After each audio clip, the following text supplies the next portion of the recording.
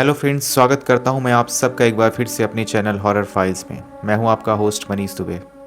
आज मैं जो घटना आपके सामने रखने वाला हूं वो एक सच्ची घटना है और वो मेरे मित्र आशीष के जीवन में घटी हुई एक सच्ची घटना पर आधारित है। ये कहानी हमारे दोस्त आशीष ने भेजी है। ये बात है 2006-07 की, जब वो बी फार्मा करने के लिए भोपाल गए थे। हाँ, रीवा के रहने वाले आशीष ने एडमिशन लिया था भोपाल में बी फार्मा करने के लिए। हाँ, उनके बड़े भैया जो थे वो 1 साल पहले से ही भोपाल में रह रहे थे। वो भी बी फार्मा कर रहे थे। वो भी अपने एक दोस्त के साथ वहाँ रह के रूम लेकर पढ़ाई कर रहे थे। उनके भैया का नाम अंबुज था और उनके साथ जो रहते थे वो अनिल नाम था उनका। संयोग से मनीष का भी एडमिशन उसी कॉलेज में हो गया जिस कॉलेज में उनके भैया पढ़ा करते थे। मनीष भोपाल जाते हैं और मनीष के साथ में उनके मित्र जो उनके भैया अंबुज थे, उनके जो दोस्त थे अनिल, उनके भी छोटे भाई का एडमिशन हुआ था जिसका नाम सतीश था। अब ये दो लोग वहाँ पहुँच के, दो लोग ऑलरेडी वहाँ रूम लेके रह रहे थे। रहने की जगह थोड़ा कम पड़ने लगी उन लोगों को, क्योंकि पढ़ाई करने के लिए गए थे, इसलिए बहुत बड़ा फ्लैट या फिर कोई बहुत बड़ा रूम वो एफर्ड नहीं कर सकते थे। घर की स्थिति भी उतनी अच्छी नहीं थी, बड़ी मुश्किल से उनकी फ़ीस वगैरह घर वाले दे रहे थे। तो उन लोगों ने निर्णय लिया कि अब इस रूम में रह के हम 4 लोग एक साथ नहीं रह सकते हैं, तो ऐसा करते हैं कि हम कोई बड़ा फ्लैट देख लेते हैं, लेकिन उनके बजट के अंडर में हो। बहुत ढूँढा उन्होंने उस एरिया में भोपाल में, उनको कोई फ्लैट मिल नहीं रहा था उनके मन का, और जो मिल भी रहा था वो बहुत महंगा था, जिसको बिल्कुल अफ़ोर्ड नहीं कर सकते थे। ढूँढते ढूँढते ढूँढते कई दिनों बाद उन्हें एक पॉश एरिया में एक बहुत बड़ा घर खाली मिला। मकान मालकिन उनकी रहती थी। उन्होंने उनको रूम दिखाया। रूम ऐसा था कि वो जो फ्लैट था उनका वो फर्स्ट फ्लोर में था, नीचे था, और उनकी मकान मालिक और उनकी फैमिली ऊपर रहती थी। वो भी दो सयाने लोग थे, मकान मालकिन और उनके हस्बैंड रहते थे। उन्होंने ही पूरा नीचे का दिखाया। बहुत बड़ा फ्लैट था वो। लगभग उसमें एक हॉल, बेडरूम 2 थे, किचन, गैलरी और साथ में और लेट बाथ वगैरह सब सेपरेट था। लगभग वो जो रूम अभी तक फ्लैट्स देख रहे थे वो सब लगभग 5-6 हज़ार या फिर उनकी जितनी भी उनको कैपेसिटी थी एफर्ट करने की, उससे काफ़ी महंगे मिल रहे थे। लेकिन ये काफ़ी सस्ता उन्हें मिल गया। 3500 रुपये में इतनी पॉश लोकेशन में उनको फ्लैट मिल गया। सब बहुत खुश हुए। उन्होंने सोचा कि अच्छी बात है कि हमें एक सस्ते रेट में फ़्लैट मिल गया यहाँ पे, तो हम आसानी से यहाँ पे रह सकते हैं और हमारे पास खूब ओपन स्पेस है।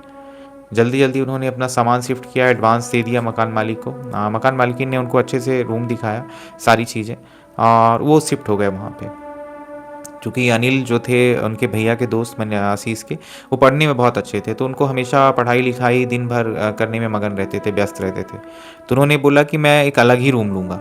तो उन्होंने अपने लिए एक अलग रूम ले लिया जो कि बिल्कुल लास्ट में था। काफ़ी अच्छा रूम था और पढ़ाई लिखाई के हिसाब से बिल्कुल शांत और कोने में था। बाकी ये लोग 2 लोग, मनीष, आशीष, सतीश और साथ में अंबुज भैया, इन्होंने एक बड़ा सा हॉल था उसमें अपने बेड्स लगा दिए। बाकी एक रूम खाली रहता था क्योंकि 4 लोग ही रहने वाले थे, बहुत ज़्यादा भीड़ वहाँ पे थी नहीं। धीरे धीरे वो लोग रहने लगे। सब कुछ बहुत अच्छा था। पहले ही दिन जब वो शाम को वहाँ गए, पूरा सामान शिफ्टिंग की, बड़े मन से आशीष ने उस पूरे घर को सजाया और उनको लगा कि ये सपनों का उनका एक घर मिल गया यहाँ पे। काफ़ी खुश। और शाम को बाहर खाना खाने गए साथ में। रात में वो सब खा पी के सोने आ गए। सब अपने अपने रूम में चले गए। ये हॉल में ये 3 लोग और अनिल भैया जो थे, उनके अमुज भैया के दोस्त, वो अपने रूम में चले गए सोने। धीरे धीरे करके 1-2 दिन, 3 दिन, 4 दिन बीतते गए। थोड़ा सा उस रूम में जब उन लोगों ने रहना चालू किया उस फ्लैट में, तो उनको थोड़ा सा निगेटिविटी फील हुई उस रूम में। एक अजीब सा निगेटिविटी जब अंदर रहते थे, मतलब किसी भी काम को करने की इच्छा नहीं होती थी, और अंदर से ऐसा लगता था कि जैसे कोई उनको नोटिस कर रहा है, कोई उनको देख रहा है। वो कुछ कर रहे हैं तो कोई खड़ा होकर उनको घूर रहा है। धीरे धीरे अनिल भैया जो थे उनकी तबीयत ख़राब होने लगी। उनको फीवर आना, कई बार उनको ऐसा होता था कि वो खड़े खड़े उनको चक्कर आ जाता था, वीकनेस बहुत ज़्यादा लगने लगी। पढ़ाई लिखाई में बिल्कुल मन लगना उनका बंद हो गया। सबने सोचा नॉर्मल है, हो सकता है तबीयत ख़राब हुई हो, थोड़ा पढ़ने लिखने की वजह से, ज़्यादा पढ़ने लिखने की वजह से कुछ प्रॉब्लम्स हो गई हों। इसी बीच सेमेस्टर के एग्ज़ाम, जो सीनियर्स थे अनिल भैया उनके और अंबुज भैया थे, उनके एग्ज़ाम ख़त्म हो गए। उनके सेमेस्टर एग्ज़ाम पहले ख़त्म हो गए और वो लोग सेमेस्टर ब्रेक में अपनी छुट्टियां जो थी उसमें वो गांव चले गए अपने।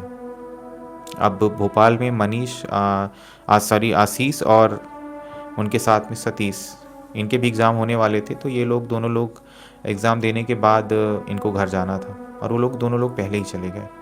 अब ये दोनों रहने लगे। आशीष को बहुत दिनों से वो कमरा बहुत अच्छा लगता था जो अनिल भैया जिसमें रहा करते थे। तो उसने बोला कि मैं जब तक नहीं है यहाँ पे अनिल भैया तो मैं इस रूम में सो जाता हूँ या फिर मैं इस रूम में एडजस्ट हो जाता हूँ, आप हॉल में सो जाओ। सतीश को बोला क्योंकि पढ़ाई लिखाई करनी थी तो थोड़ा अकेले रह के पढ़ना पसंद करते थे दोनों लोग, क्योंकि सतीश की जो थी तो तेज तेज बोल के पढ़ने की आदत थी। तो आशीष भाई उस रूम में शिफ्ट हो गए। पहली रात जब वो उस रूम में गए और पढ़ाई लिखाई की, थोड़ा सा उनको अंदर से एक निगेटिविटी उस रूम में और ज़्यादा फील हो रही थी। कुछ मतलब एक नकारात्मक ऊर्जा, इंसान जब भी आप कहीं जाएंगे जहाँ पे भी थोड़ा बहुत ऐसा स्पिरिचुअल कुछ रहता है तो वहाँ पे निगेटिविटी ज़रूर आपको फील होगी। ऐसा महसूस होगा कि यहाँ पे कुछ आने के बाद हमारे अंदर नकारात्मकता आ रही है। मनीष ने वो थोड़ा बहुत फील किया लेकिन इतना नोटिस नहीं किया, उसे लगा कि नॉर्मल चीज़ है, हो सकता है कि थक गया हूँ या फिर कुछ और हो। रात में लाइट बंद करके मनीष ने सोने के लिए लाइट बंद की और खाना पीना खा के रात में देर तक पढ़ाई की, 11-12 बजे तक। उसके बाद लाइट बंद करके जैसे ही सोने के लिए लेटे, नींद आई। नींद आने के बाद 1-2 घंटे बाद उन्हें ऐसा महसूस हुआ कि जैसे कोई उनके ऊपर बगल में बैठ के उनके घूर रहा है, देख रहा है। अचानक से नींद खुली, अंधेरा था रूम में, पूरी लाइटें बंद थी। महसूस किया कि यहाँ पे तो कोई नहीं है, पूरी तरह से अंधेरा है, चारों तरफ बस सन्नाटा है। अब धीरे धीरे मन में एक डर सा लगा, लेकिन उनके दिमाग में कभी ऐसी कोई बात आई नहीं थी कि यहाँ पे ऐसा, क्योंकि भूत प्रेत में वो मानते भी नहीं थे। और उनको ऐसा लगा कि हो सकता है कि मेरे मन का वहम हो। फिर से सोने का प्रयास किया, थोड़ी देर नींद आई। उसके बाद फिर उन्हें ऐसा महसूस हुआ कि कोई ऐसा बैठ के मेरे बगल में मुझे देख रहा है। और इस बार केवल ऐसा नहीं लगा, उन्होंने आँख खोलने की कोशिश की आशीष ने, तो आँख भी नहीं खुली उनकी। ऐसा लगा हाथ पैर उनके पूरी तरह से जाम हो गए हैं और उनको बोलना चाह रहे हैं लेकिन कुछ बोल नहीं पा रहे हैं, उठ नहीं पा रहे हैं। और अचानक से फिर नींद खुली। इस बार वाकई में आशीष डर गया, उनको लगा कि क्या है, मैं तो जानबूझ के नहीं उठ पा रहा था। मैं कई बार कोशिश की, उन्होंने लाइट जलाई और सोचा अब लाइट जला के ही सोएंगे। अब वो लाइट जला के लेटे, उसके कुछ देर बाद देखा कि लाइट अपने आप बंद हो गई। लाइट का स्विच ऑन था, बल्ब चेक किया, बल्ब भी अपनी जगह सही था, लेकिन लाइट का स्विच ऑन होते हुए भी लाइट बंद हो गई। इस बार मनीष ने सोचा कि ये क्या है। वो अपने रूम से निकल के आए और सतीश को जगाया। उसने बताया कि ऐसा ऐसा है रूम में, पता नहीं कुछ तो है, क्योंकि मैं जब अभी सो रहा था तो ऐसा सा मेरे साथ हुआ। सतीश और मनीष के बीच में थोड़ा मस्ती मजाक चलता रहता था। सतीश ने सोचा शायद मनीष मुझे डराने की कोशिश कर रहा है आशीष, और मुझे डरा रहा है ये। सतीश ने बोला चुपचाप सो जाओ यार, 3 बज गए हैं रात के, अब तुम ये सब कहानियाँ बता रहे हो। आशीष ने सोचा कि मैं सतीश के साथ ही सो जाता हूँ, क्योंकि वो अंदर से बहुत ज़्यादा डर गया था। और उस रात आशीष ने सतीश के साथ ही उस हॉल में सोकर रात बिताई। अब दिन में जब सुबह हुई तो दिमाग से वो चीज़ें निकल गई आशीष के, और एग्ज़ाम की प्रिपरेशन में फिर वो बैठ के पढ़ाई करने लगे। और उन्होंने एक काम किया, सबसे पहला काम किया कि जिस रूम में वो अनिल भैया का जो रूम था जिसमें आशीष कल रात को रुके थे, एक पूजा का रूम उन्होंने अलग बनाया हुआ था बाहर वाले रूम में। और अक्सर जब लोग वहाँ पे बैठते थे तो थोड़ा सा उनको अच्छा फील होता था। या फिर कभी कभी ऐसा हुआ कि अनिल भैया की तबीयत ख़राब हुई और वो उनको पकड़ के ले गए, उस रूम तक ले गए, तो वो ठीक हो जाते थे, फिर से अच्छी बातें करने लगते थे, पॉजिटिव थॉट्स आती थी। और जब भी वो उस रूम में रहते थे या फिर बाकी एरियाज़ में रहते थे तो उनके अंदर निगेटिविटी, और कई बार वो ज़िंदगी से बहुत हारी हुई बातें करते थे कि अब जीवन में कुछ नहीं रखा है, पढ़ाई में कुछ नहीं रखा है, कितना भी पढ़ लेंगे कुछ नहीं होगा। तो लोगों को थोड़ा आश्चर्य भी लगता था कि ये ऐसी बातें क्यों कर रहे हैं। तो मनीष ने एक बजरंगबली की मूर्ति थी वहाँ पे, मूर्ति कहें या फिर पोस्टर टाइप का था उनके पास, तो वो पोस्टर लाके उन्होंने अपने उस रूम में जो अनिल भैया का रूम था वहाँ पे उसको रख लिया और दिन में अगरबत्ती जलाई और पढ़ने बैठ गए। सब कुछ ठीक ठाक था, दिन भर उन्होंने बैठ के पढ़ाई की। और शाम को फिर से सोने के लिए उन्होंने सोचा कि आज फिर एक बार ट्राई करके देखते हैं, ऐसा कुछ नहीं है कि यहाँ पे कुछ है।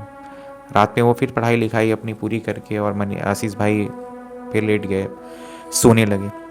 अचानक वो देखते हैं कि रात में 12 बजे के करीब लाइट जो उन्होंने बंद की थी, लाइट जली हुई है। जो टेबल चेयर में वो बैठे थे पढ़ने के लिए, जहाँ पे वो बैठ के पढ़ रहे थे, वो टेबल में जो बुक्स बंद थी, वो अपने आप खुली हुई थी और पूरे पन्ने उसके बुक के फड़फड़ा रहे थे, आवाज़ आ रही थी बिना फ़ैन के। थोड़ा सा ऐसा लग रहा था जैसे उन्हें कोई पलटा रहा। साथ में लाइट भी बंद थी लेकिन लाइट ऑन थी वहाँ पे। अब उन्हें बहुत डर लगा। अब उनको लगा कि ज़रूर यहाँ पे कोई गड़बड़ है और कुछ तो है यहाँ पे, क्योंकि पिछले 2 दिन से मैं देख रहा हूँ कि इस रूम में जब से मैं आया हूँ तब से कुछ ना कुछ ऐसी एक्टिविटीज़ हो रही है। उन्होंने तुरंत बजरंग बली का पाठ किया और वहाँ पे अगरबत्ती जलाई और फिर से हिम्मत करके लेट गए कि आज देखते हैं यहाँ पे ऐसा है क्या, क्योंकि डर तो अंदर बहुत था लेकिन एक बार ये भी लग रहा था कि ये सब चीज़ें होती नहीं है, भूत प्रेत ये आज के ज़माने में, और ये भूत प्रेत के किस्से ये सब झूठे होते हैं। अब वो जैसे ही सोए वहाँ पे तो ऐसा लगा कि जो एक स्टोर रूम था, आंटी ने बोला था कि बेटा इसको मत खोलना, वो उस रूम से ही लगा हुआ था जस्ट बाहर, उस दरवाजे को कोई खटखटा रहा है। वो नींद में थे, लाइट बंद थी और आधी रात के करीब लगा कि उस दरवाजे को कोई नॉक कर रहा है। वो उठे और जाके उस दरवाजे के पास देखा, उसको उसमें लॉक लगा हुआ था और बाहर वो जो स्टोर रूम था वो पूरी तरह से चारों तरफ से बंद था। एक केवल एक ही गेट था, ये जो लॉक था इस रूम में खुलता था वो अनिल भैया के। तो आशीष ने सोचा कि ये क्या है, ये तो स्टोर रूम बंद है, यहाँ पे ये कैसे कोई नॉक कर सकता है। और डर के मारे वो सीधे सतीश के रूम में चले गए सोने के लिए। और जैसे ही वहाँ पे जाके उन्होंने सतीश को फिर बताया कि सतीश यार, मैं नोटिस कर रहा हूँ कि यहाँ पे कुछ तो है इस रूम में। सतीश नींद में था, उसने बोला ठीक है यार भाई सोने दो, तुम्हारी कहानियाँ मुझे समझ ही नहीं आती। अब वो दोनों एक साथ में लाइट बंद करके सो गए। अब उन्हें महसूस हुआ कि थोड़ी देर बाद जब नींद आई आशीष को, तो ऐसा महसूस हुआ कि वो बगल वाला जो रूम है जहाँ अनिल भैया सोते थे, वहाँ पे कोई चल रहा है, जैसे चलने की आवाज़ आती है टहल टहल के। और पढ़ने में जैसे हम कई बार पढ़ते हैं बैठ के अकेले, तो फिर हम हल्की सी मतलब हमारे यहाँ थोड़ा सा तेज़ तेज़ उसको रिवाइज़ करते हैं, तो कोई पढ़ाई कर रहा है। तुरंत आशीष ने सतीश को जगाया, सतीश भाई ये आप भी सुन रहे हो क्या? सतीश उठा, सतीश ने बोला ऐसा तो कुछ भी नहीं है, मुझे नहीं सुनाई दे रहा है, तुम्हें क्यों सुनाई दे रहा है? तो आशीष ने अपनी फिर से रजाई ओढ़ी और लेट गए वो भी सोने की, देखते हैं क्या होता है। अब अचानक से उनका जो हॉल का गेट उन्होंने बंद किया हुआ था उसमें भी नॉक हुआ, 2-3 बार नॉक हुआ और इस बार सतीश ने सुना उस आवाज़ को। उन्होंने आशीष को जगाया, आशीष भाई कोई दरवाज़ा खटखटा रहा है। तो आशीष ने बोला कि मैं पिछले 3 घंटे से तुम्हें बोल रहा हूँ और पिछले 4 दिन से मैंने ये चीज़ महसूस की है कि जैसे जैसे हम लोग इस रूम में टाइम व्यतीत करते जा रहे हैं, कोई ऐसा लगता है कि पूरी रात इस हमें घूर रहा है, देख रहा है, हमारे बगल में बैठा हुआ है और ये केवल मुझे दिखाई दे रहा है। सतीश ने बोला कि यार मैंने भी ये चीज़ फ़ील की है यहाँ पे, कि हॉल में मैं कई बार बैठ के पढ़ता रहता हूँ शाम में, रात में, तो बाहर वाली गैलरी से जो अपनी निकलती है कोई हमें देखते हुए आगे जा रहा है। लेकिन मुझे लगा कि शायद मेरा वहम हो या फिर तुम मुझे डरा रहे हो। आशीष ने बोला नहीं भाई, मैंने ऐसा कुछ भी नहीं किया है और मैंने भी यही सब चीज़ें फ़ील की है। और इवन रूम में तो ऐसा लगा कई बार कि मेरी बंद किताबें खुली हुई मिली, या फिर कोई उस स्टोर रूम का दरवाज़ा खटखटा रहा है, या फिर बहुत सारी चीज़ें। अब वो दोनों भाई बहुत डर गए थे। आवाज़ धीरे धीरे बढ़ती जा रही थी बाहर, बिल्कुल मतलब ऐसा था कि अब तेज तेज से चलने की आवाज़ें आ रही थी और वही बड़बड़ा बड़बड़ा के पढ़ने की, मतलब जैसे हम रिवाइज़ करते हैं कई बार एग्ज़ाम में, तेज़ तेज़ पढ़ने की। 10 मिनट 15 मिनट उन लोगों ने बिल्कुल एक दूसरे को पकड़ के रूम का दरवाज़ा नहीं खोला, उन्होंने आंखें बंद कर रखी थी। थोड़ी देर बाद रोने की आवाज़ आई, जैसे कोई 18-20 साल का कोई लड़का तेज़ तेज़ बैठ के रो रहा है। काफ़ी बिल्कुल अजीब सी आवाज़ थी रोने की, मतलब वो इंसानी आवाज़ तो बिल्कुल भी नहीं थी। और उसके बाद बड़ी ज़ोर से आवाज़ आई और धीरे से वो आवाज़ आना बंद हो गई। और वो जो टेबल थी, चेयर थी उस रूम पे रखी हुई थी, जो आंटी ने उन्होंने दी थी बेटा ये पढ़ने के लिए आप इसको यूज़ कर सकते हैं, वो टेबल गिरी हुई थी वहाँ पे। ऐसा आवाज़ आया कि टेबल गिर गई है। उसके बाद सन्नाटा हो गया और फिर उसके बाद दरवाज़ा जो उनका था, हॉल का गेट उन्होंने बंद रखा था, उसको बड़ी ज़ोर ज़ोर से ऐसा लगा कि दरवाज़ा को तोड़ ही देंगे, कोई ऐसा आवाज़ आ रहा था। लेकिन उन्होंने पूरी तरह से निगलेक्ट किया उस बात को और अपने आइज़ क्लोज़ करके और बिल्कुल एक दूसरे को पकड़ के हनुमान चालीसा का पाठ करते हुए दोनों ने दरवाज़ा खोला ही नहीं, ना वो सुर गए। अब अगले दिन किसी तरह से जगते ही उन्होंने डरते डरते सुबह हुई, वो लोग उठे और मकान मालिकिन को उन्होंने जाके बताया, मकान मालिक जो थे, कि कल हमारे साथ ऐसा ऐसा हुआ, और कल से ही नहीं, हमारे साथ पिछले, मैं जब से हम दोनों रह रहे हैं 10 दिन से ऐसा हो रहा है। और अनिल भैया ने एक दो बार बोला था कि जब उनकी तबीयत ख़राब हुई थी उसके पहले, कि वो कई बार ऐसा फील करते हैं कि जैसे उनको उनके ऊपर कोई आके बैठ रहा है, या फिर बगल में बैठ के उनको बोल रहा है, पढ़ने के लिए बोल रहा है। उनकी बुक्स कई बार जहाँ रखी है वहाँ नहीं रखी रहती हैं। आंटी ने बोला, बेटा ऐसा कुछ भी नहीं है, यहाँ तो बहुत सारे लोग रह के गए हैं, और तुमने कभी स्टोर रूम का दरवाज़ा तो नहीं खोला था? बोला, आंटी वहाँ तो ताला लगा हुआ है, वहाँ दरवाज़ा क्यों खोलेंगे? तो बोले, बेटा अंदर वाले रूम जो है उसमें कौन पढ़ाई करता है? तो बताया, अनिल भैया रहते थे, अभी मैं रहता हूँ। तो बोले, बेटा जो अगर आपको प्रॉब्लम है तो वो क्या है, अंदर वाला रूम थोड़ा सा क्या है, वहाँ लाइट नहीं आती है, आप लोगों को इसलिए डर लगता है, वो उसको आप बंद कर लीजिए, आपके पास ऑलरेडी 2 रूम है। आंटी की बात सुन के थोड़ा सा आशीष को डाउट हुआ कि आंटी ऐसी बात क्यों कर रही है, क्योंकि अभी तक तो उसने ऐसा कुछ भी नहीं बताया था। जब हम ये सब चीज़ें बता रहे हैं तब आंटी बोल रही है कि ये सब यू नो आप वो दरवाज़ा, वो रूम यूज़ मत कीजिए, आप स्टोर रूम तो नहीं नॉक करते हो। तो मैंने आशीष ने पूछा कि आंटी वो रूम, स्टोर रूम बंद क्यों है? हम बोले, बेटा तुम जितना तुमको दिया गया, जितने का तुम किराया दे रहे हो, तुमको उतने से मतलब रखना चाहिए, बाकी तुम्हें क्या मतलब है, वो स्टोर रूम मेरा है, मैं बंद रखूँ, खोलूँ या फिर कुछ भी करूँ। आशीष को डाउट हुआ मन में कि हो ना कुछ गड़बड़ है, क्योंकि जैसी घटनाएं हो रही थी वो तो बिल्कुल नॉर्मल नहीं थी। अब आशीष और सतीश की बिल्कुल हिम्मत नहीं थी कि आज वो एक और रात उस फ्लैट में या उस रूम में गुजारें। दोनों अपने दोस्त के यहाँ गए और वहीं अगली रात बिताई। अगले दिन अनिल भैया और अंबुज भैया भी आ गए, उनकी छुट्टियां पूरी हो गई थी और ये लोग अपने दोस्त के फ्लैट पे ही रुक गए थे उस रात, क्योंकि उनकी रुकने की हिम्मत नहीं थी वहाँ पे। दोस्तों को भी बताया उन्होंने, दोस्तों ने भी बोला कि यार तुम लोग ज़रूर वहाँ पे कुछ ऐसे गड़बड़ है, पता करना चाहिए। अब अंबुज भैया और अनिल भैया आए तो ये लोग रूम भागे भागे गए फ्लैट में, उन्होंने बताया कि ऐसी घटना हुई है। तो अंबुज भैया ने बोला कि हाँ यार, मुझे भी यही सब चीज़ें फ़ील होती थी, लेकिन मैंने कभी इस बात पे नोटिस नहीं किया, और 8-10 दिन बाद, 15 दिन बाद मुझे ऐसा लगता था कि जैसे मेरे पढ़ाई की इच्छा ख़त्म हो गई, सारी चीज़ें, और अंदर से कोई सपने में मुझे ऐसा लगता था कि कोई मुझे खींच रहा है। हाँ, ये जो स्टोर रूम है, सपने में हमेशा वो स्टोर रूम खुलता था।